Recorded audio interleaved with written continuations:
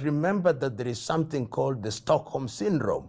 Perhaps this is the Stockholm syndrome that Europe is suffering from, that they have been so much detained and controlled and dominated by United States of America that they have grown to love the oppressor. So I think there is an element of Stockholm syndrome in the relationship between the European Union and the United States of America, that even in the face of abuse, in the face of humiliation, in the face of intimidation, they still come and say, you have dominated us, you have humiliated us, but you are still our brother. We still love you, love us back. That is the kind of thing that I see in this very unequal relationship.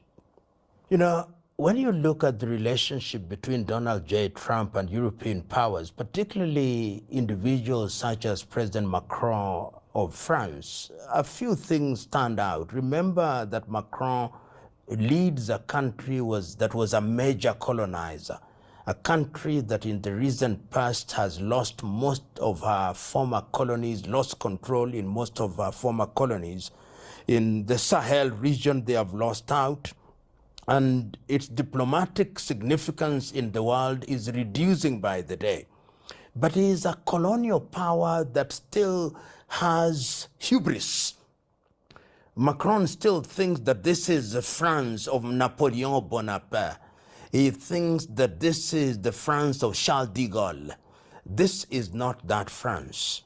And therefore, when Trump is dealing with France, he sees it as the moon which lost its shine, and one that can't be ignored. And even when Macron says that he's not accepting the invitation of Trump, Trump simply says, but what can you do? You little France, you just lost your colonies the other day. What can you do?